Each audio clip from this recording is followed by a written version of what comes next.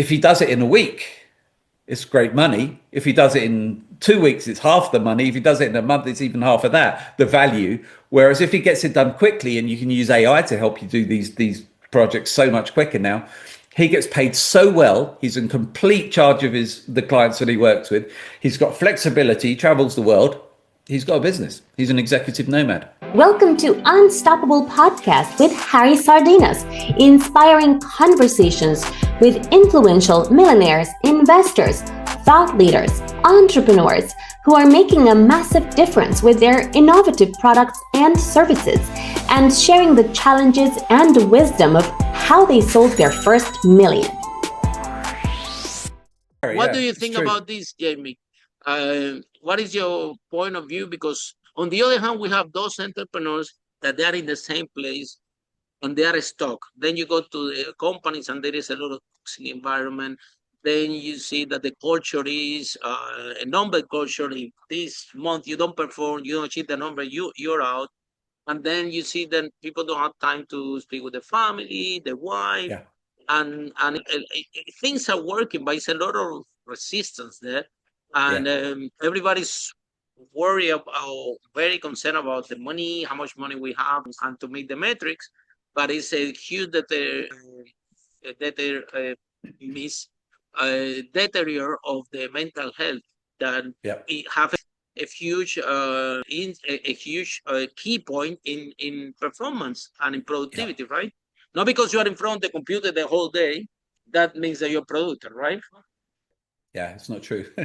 I can tell you that I went through I needed all the toys as a young man. I had the Rolex watch. I had, I had the cars. I had all of that stuff. And it was all crazy important to me. And then it wasn't. I reached a point where I thought none of that matters. I haven't owned a car in about 15 years because... Wow, neither do I. Oh, really? Really? Oh, yeah. Because I walk especially in London, London. everywhere. Yeah, Especially makes me in London. When I walk, I love it. Yeah.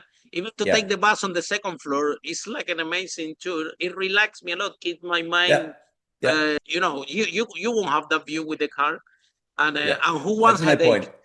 To have a car in London is a headache. So who wants more headache in your life? Exactly. But even traveling, as I said, I went over to Malta and I was, I've organized my trip before I go. And I know that I can get wherever I wanted to be on Malta. It's a very crowded island. It's a small island. The traffic is as bad as London for sure. There's no point in hiring a car because I've got an app with the Uber equivalent is Bolt out there, and it's cheap. It gets me where I want to go. I prefer to walk if I can because I just like to see life and energy and stuff like that. It's a personal thing. You reach a point. We were talking about the Institute of Directors before we got on the call, and when I used to go there with my business partner, we used to have competitions to see who had the flashiest Rolex and all of that. We were kids. But that meant a lot to us, and we were sort of. You had that competition, but ultimately, I not everybody does, of course, but I got to the point where I just thought what I really liked doing was just traveling light, going to visit somewhere. I went to Chiang Mai for a month. I stayed for 2 years.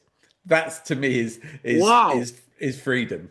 I rented a house. I didn't rent a car because you get the tuk-tuks that. It was so easy to get around. But to me, that's success. For my level, that's success. Not the watch, not the car, not the house. It was that I was in a place Absolutely. I loved. The freedom. Yeah. Have to have that freedom. That's priceless.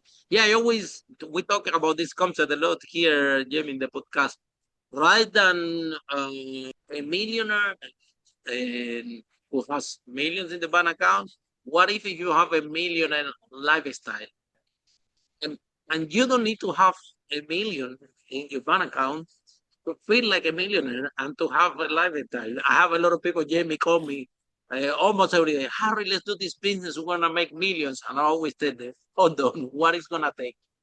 What is it going to take? Because I need my time to play tennis. I need my days. Jamie, off are Mondays. I don't work on Monday. Don't do anything on Monday.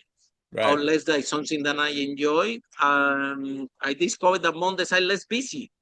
Right? No, outside. If you go to a restaurant, it's empty and everybody treats you really nice. If you go to a theater, there's not so many people. And then I think if I had to work Saturday in the evening or whatever, it's good because out there is crazy, Yeah, and who wants to I don't know, to go out when it's crazy, when everybody's out and things like that. So we yeah, can, that's the beauty of being an entrepreneur is that we can, with creativity, you can reshape and design your life. So, Jamie, can you please describe to entrepreneurs or executives listening to us what is possible and what is an executive nomad really mean, and if it's really possible? Because I think that people are looking at you or maybe looking at me. My workshop is in Singapore, Dubai, Mexico, Peru, United Kingdom, United States. And every time that I had to do a workshop in Singapore, I go 1 month before and 1 month after. With the right, right, excuse, right. okay, I had to go before because I need to see the stage, I need to see the place. And then after, of course, you need to stay a month because you know what is the people you meet at the event, you have business. Yeah, Anyway, every time that we launch in the country to the workshop, we take 2 month holiday. It work, right? yeah, And I absolutely. love it. So is it actually possible, or what message do you have for executives out there that they are stuck, that they're not happy, that they are they go to the office because they have to, not because they want to? What's the message Yeah. you have for them? It's very clear to me. I was in Greece a few years ago. I've been an executive nomad for 3 decades, but I didn't even know what that meant. I just did what I did. I did my lifestyle, and I was in a harbour town in Greece, sitting in the sun on my phone as a phone call meeting, and I was working with a private equity company who were in Canada, and we were putting together, and I was working on the communication side for it, a deal which was worth $90 million for the client. It was an acquisition deal. I was used to doing that. I was used to being in that, in the communications at that side. So I was sitting at the cafe, and there was a guy sitting behind me, Harry, and I didn't realize he was a British guy. I finished my call. I was sitting there with my making and he said to me, he said, "You look busy." And I said, "Oh yeah, I've been on a deal." And he said, "Do you live here in this place in Neo Mamaras in Greece?" I said, "No, I'm here a couple of months. I just fancied. I like the idea of a port town. I just kind of like the vibe." Turns out he'd been made redundant. He was a logistics expert. He was 54, and he got good money when he left. His company, they brought their own CEO team in. He's got no job.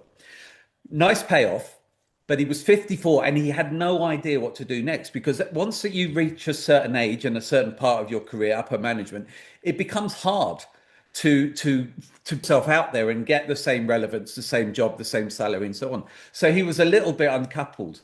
So we started talking, and by the time we'd done a bottle of wine each, just as a preamp there, we'd worked out how to rewire his career.